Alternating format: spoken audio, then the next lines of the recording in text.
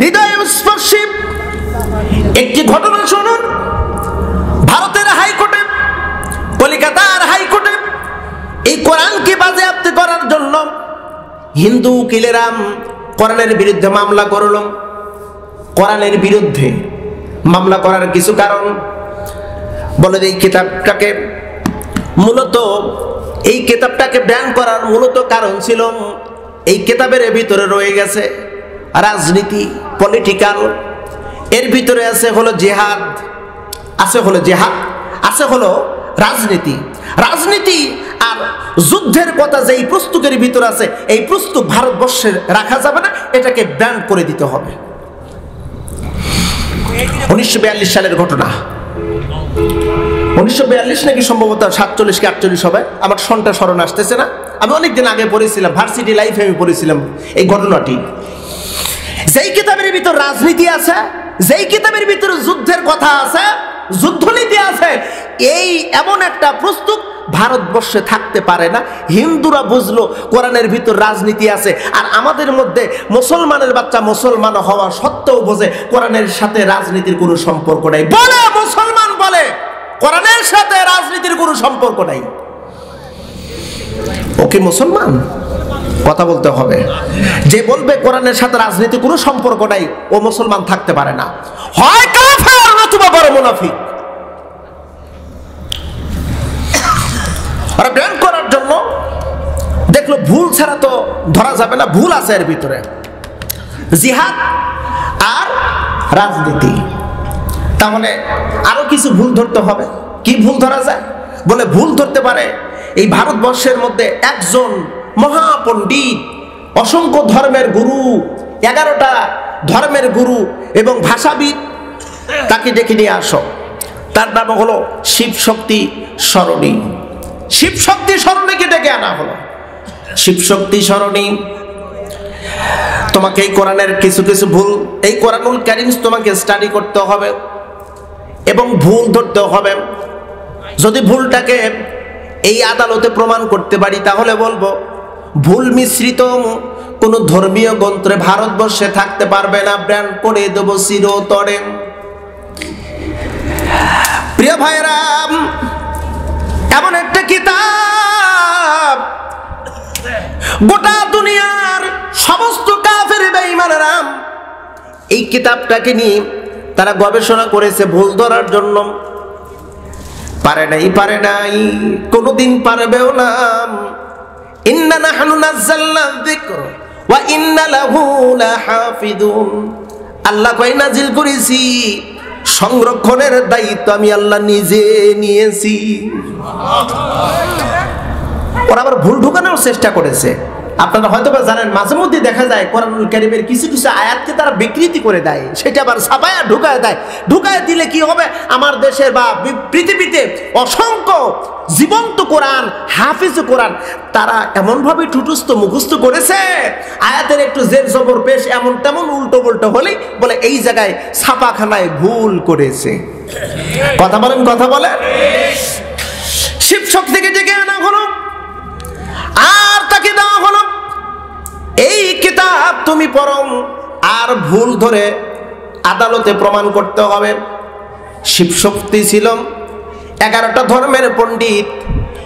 ওই ভারতবর্ষের ভিতরে 50 লক্ষ হিন্দু যাকে দেবতা বলে মানত, 50 লক্ষ দেবতা যাকে হিন্দু বলে মানত, হিন্দুরা তাকে ঠাকুর বলে মানত, প্রভু বলে মানত, তার পূজা করত 50 লক্ষ হিন্দু। ভারতবর্ষের ভিতরে যত হিন্দুরা আছে প্রত্যেকটা এলাকায় এলাকায় একটা করে মন্দির ঘর। আর ভারতবর্ষের মধ্যে কলকাতার ভিতর সবচাইতে বড় মন্দিরের দায়িত্ব পুরোহিত ছিল এই শিব শক্তি।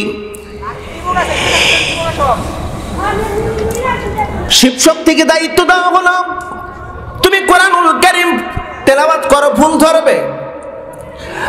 তার ধর্ম সম্পর্কে, আরবি সম্পর্কে, এমনকি কোরআনুল কারীমের ভাষা সম্পর্কে এতটাই দক্ষতা সে অর্জন করেছিল। বাড়িতে আসলো, বাড়িতে আসার পরে কোরআনুল কারীম খুললো, খুলে এবার শুরু করলো তেলাওয়াত করা। শুরুতেই তেলাওয়াত করছে, কোনোদিন এর আগে ওরকম ভাবে পড়ে নাই, তবে তার আরবি ভাষা সম্পর্কে যথেষ্ট ভালো জ্ঞান ছিল।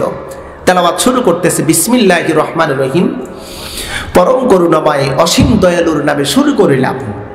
অর্থ সে বুঝতে পেরেছে। আলহামদুলিল্লাহি রাব্বিল আলামিন, শুরুতেই প্রশংসা, জোরে বলা যাবে একটু সুবহানাল্লাহ। এই কোরআনুল কারীম হলো আল্লাহর কালাম। আমরা বলি কালামুল্লাহ, আল্লাহর কালাম। এর কোনো লেখক নাই, এই কোরআনুল কারীমের কিন্তু কোনো লেখক নাই, কারণ এর যিনি নাজিল করেছেন তিনি আমার আল্লাহ। তাহলে আল্লাহর কালাম, শুরুতেই আলহামদুলিল্লাহ। পৃথিবীতে যত লেখক আছে, যতগুলো পুস্তক লিপিবদ্ধ করেন, কোনো ভুল নাই। শিবশক্তি ভুল ধারার চিন্তা ভাবনা করতে চাও, কোনো ভুল নাই এই কিতাবের ভিতরে। শিবশক্তি কয় ভুল ধরেই ছাড়বো। এরপরে আসলো ইন কুনতুম ফি রাইবিম মিম্মা নাযালনা আলা আবদিনা ফাতু বিসূরাতিম মিন মিছলি। যদি সন্দেহ হয় যে এর মধ্যে ভুল আছে, একটা সূরাতে আনো, তৈরি করে দেখাও। এটা তো সম্ভব না। পুরা কোরআনুল কারীম কিতাবের মধ্যে আছে, ওই হিস্টোরিটা আমরা পড়েছি। দৈনিক ইনকিলাব পত্রিকায় প্রকাশ হয়েছিল সেই সময় গেজেট আকারে। শিবশক্তি পুরো 7 দিনে এই কোরআনুল কারীমের ভিতরে একটা মাত্র ভুল পেল না। তারা গবেষণা করেছিল, মুসলমান, আমরাও মুসলমান, আমাদের কোনো গবেষণা নাই, কোনো এই কিতাব সম্পর্কে আমাদের তেমন কোনো ধারণাই নাই।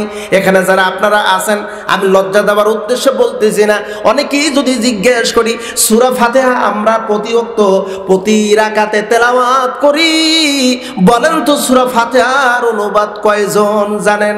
সরল অনুবাদ বলবেন হুজুর জানি না। এরকম লোক আছে না? সূরা ফাতিহার তেলাওয়াতের অর্থ আমরা জানি না। ও প্রিয় ভাই, আল্লাহ পাক বলেন কোরআন আমি দিয়েছি তোমাদেরকে, উদ্দেশ্য হলো একটা, অন্ধকার থেকে বের করব, আলোর দিকে ধাবিত করব। যদি এই কিতাবের ভিতরে কোনো ভুল নাই, আমরা তো এইটাই জানি, যেটা ভুল ত্রুটি মুক্ত সেইটাই আমরা গ্রহণ করি। যেটা ভুল ত্রুটি মুক্ত সেটা আমরা গ্রহণ করি, আর যেটা ভুল ত্রুটি যুক্ত সেটা আমরা গ্রহণ করি না। সমাজের এটা বাস্তব রূপরেখা আছে না নাই? কথা বলতে হবে বাবা, যে আছে না নাই? যেটা ভুল সেটা আমরা গ্রহণ করি না। এখন একটু আসুন তো, এই কোরআনের ভিতরে কোনো ভুল নাই, অথচ সমাজের ভিতরে আমরা কিন্তু এর গ্রহণ তেমন করি না। বলতে পারেন হুজুর এটা মেনে নিলাম না। আপনাকে যদি বলি পুরো কোরআনুল কারীমের যা আছে সব হলো সঠিক, নির্ভুল, কোনো ভুল নাই, তাহলে আমরা সমাজের ভিতর কয়টা মানি? এই কোরআনুল কারীমের ভিতরে